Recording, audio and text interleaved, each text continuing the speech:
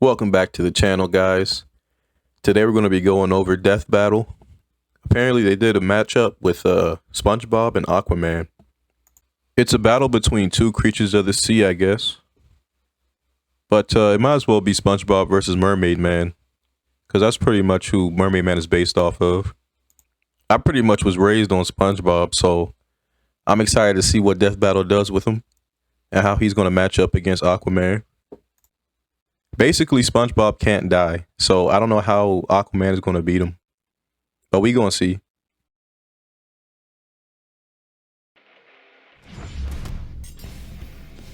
SpongeBob SquarePants, Nickelodeon's #1. That's my boy. Aquaman, the classic third wheel of the Super Friends. For real, he probably going to get whooped. Ocean. I looked it up.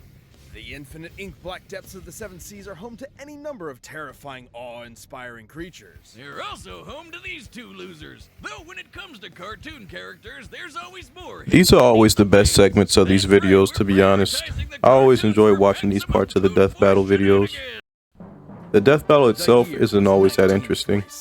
The former allies of World War II were Shout out to the engaged in creators, a though. war between They are dope capitalist videos. West and communist East. The United States changed Every history once in a while, the forever. animation be going crazy. Atomic bomb. And the voice acting is pretty good, too. Nuclear devastation. One of their most popular test spots, the site of 23 separate detonations over the course of 12 years for a total fission yield of 42.2 megatons, was Bikini Atoll in the middle of the Pacific Ocean. The results were Why they do the Pacific Ocean dirty like that? and perhaps something more. Deep beneath the atoll, the fauna began to change. They evolved, becoming sentient, forming language, technology, and society. This Bikini Bottom organized into a monarchy under the god King Neptune. It developed a free market economy and a thriving artistic culture. Even the simplest underwater creatures became capable of complex thought, including the very first multicellular organism to be categorized as part of the animal kingdom, the sea sponge. And one sponge in particular, the greatest among them, lives in a pineapple under the sea. Oh! SpongeBob SquarePants. Oh, I wanted to sing this song. I don't know about greatest. SpongeBob may headline one of the most popular children's cartoons of all time, but he's a total dork. He's a painfully naive man-child whose only ambition in life is to continue his minimum wage job as a fry cook at the Krusty Krab. Really sounding like a Squidward there, Wiz. I mean, if you really look at yourself, aren't we all doing that? Robert might not have the flashiest life, Aren't we but all he's just happy. minimum wage fry cooks? Not in Death Battle, it doesn't. SpongeBob is routinely physically incapable of even the most basic tasks, almost like anti-Toon Force. He's the biggest wimp in town. Like the time He's gonna he regret lived saying a that, massive because lunch break, SpongeBob the is time like school the completely ultimate becomes Toon diarrhea, Force. or the time he effortlessly rotated the entire planet. Bob is more like See a that? prison sponge. I mean, that's a big hole in your theory. As porous as he, after all. He can stretch and shapeshift his body any way he likes, duplicate himself through asexual reproduction. SpongeBob is and like a absorb toon immense god. amounts of liquid. This man can Wouldn't he do always anything. be full, though? From an entire lagoon to, oh god, enough water to replace the moon? Oh, and for some reason, he has an insane healing factor. He survived being torn in half, vaporized, having his soul removed from his body, and literally being unraveled out of existence. Okay, I think we're good. We can just end the rundown here. No, I need to see how deep this rabbit hole goes. Perhaps his most mind-bending ability is his control over bubbles. No, stay with me. This is unbelievable. Like a soapy Green Lantern ring, his bubbles can become anything he wishes, from guided cruise missiles to sentient life and entire bubble societies. Bubble Buddy. That's a pretty similar effect to his magic pencil, which can draw anything he wants just as easily. The pencil was so powerful, SpongeBob sent it back to the surface where it belonged. But in later seasons, he still just has it for some reason. And finished. Because of I call course. him Doodle Whiz. Duh. He's just like you, but I made him with a pencil. I'm calling the police. I really miss when they were just voices in the background. They really shouldn't have animated them. Yellow hands, like his reef blower, which hoovered up the entirety of Earth's oceans in seconds and then exploded on top of SpongeBob all at once. It's estimated the entire mass of Earth's oceans is about 1.5 quintillion tons. Considering all the water refilled the planet in about 1 second, that'd be a kinetic energy of over 6,000 yotatons. That's enough energy to nuke Jupiter 13 times over. And SpongeBob was completely unharmed. His missions, and once cried so hard he flooded Bikini Bottom, even though it's already underwater. Shit, he once grabbed a hold of this mysterious string and unraveled the entire universe. He literally undid the fabric of reality in seconds. What the fuck? What was that you were saying about anti-Toon Force? I'm sorry. I'm not sure I've ever misjudged a character as severely as SpongeBob. So basically, SpongeBob is a tank, and Aquaman doesn't have a chance. Fortunately for But let's see what the rest Aquaman of the got. town only saw the goofy goober on the outside. It took more than one adventure to prove himself to be a real hero. You think he ever banged that squirrel?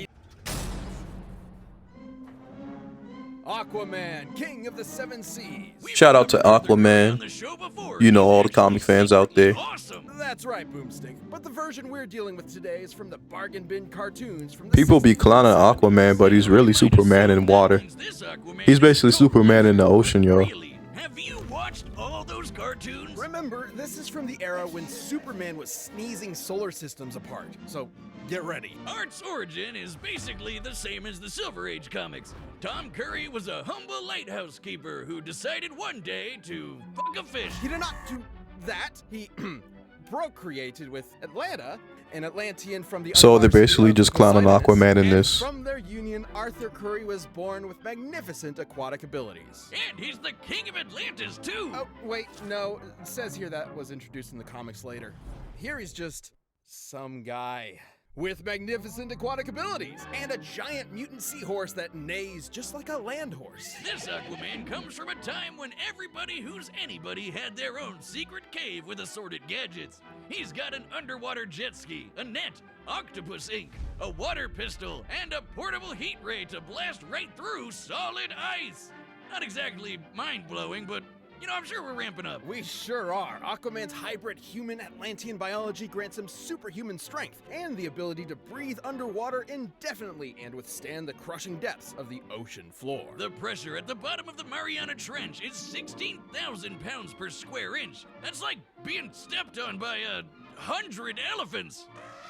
Which is a lot, I guess. Aquaman is also an incredible I mean, that's swimmer. pretty He tough, traveled but to like, Florida to taking the make it full under force an of hour. all the oceans on the Almost earth twice the speed is of probably sound. He can create a bigger waterfalls and feat whirlpools out than of that. thin water, and fittingly, water-based attacks are completely ineffective against him. And of course, you can't forget his aquatic telepathy. He can talk to fish, and he can even control people's minds and give them seizures, right? Oh, actually, that second part is Aquaman nothing to play with, but Cartoon Aquaman SpongeBob can had that string, talk to so fish, which is he pulled awesome. that string out, This it's telepathy over. can reach several miles, summon hundreds of sea creatures at once, and works on anything from microscopic organisms to alien life, as long as it's aquatic alien life, of course. But he can still mind control them, right? Kind of.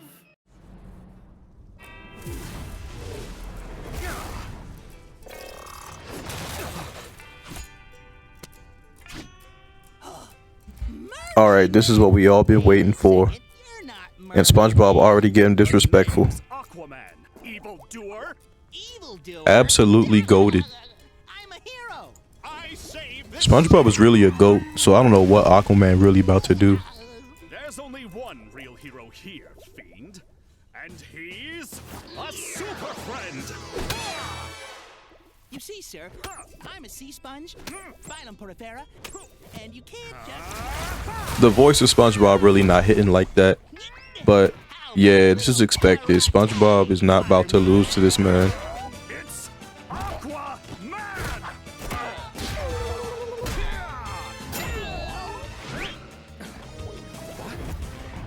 Of course, he's a sea creature, and as the king of the seas, he's mine to command.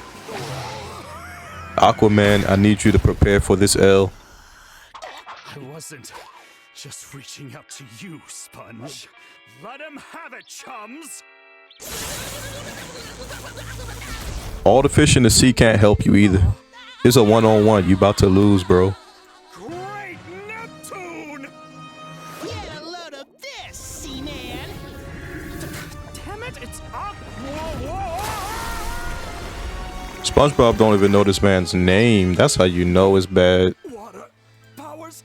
I'm pretty sure they made a reference to Superman at least once in the show. My man. I see it now. A multiverse of Aquaman.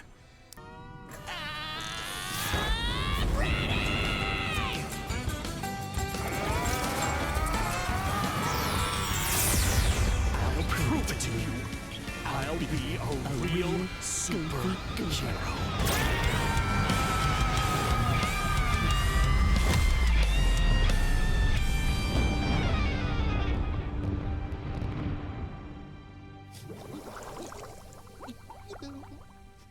Don't cry, Sponge. Why is he crying?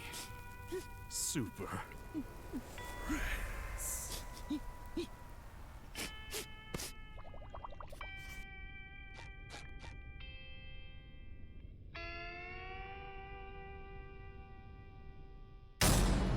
KO! What is it with ridiculously OP nautical themed cartoons? Okay, so it was obvious who was going to win from the start of the video. For real, this matchup wasn't that great. They could have had like SpongeBob versus Mickey Mouse or Bugs Bunny or something like that, or the Storks, the Snorks, whatever their names were. Thanks to anybody who was still watching the video.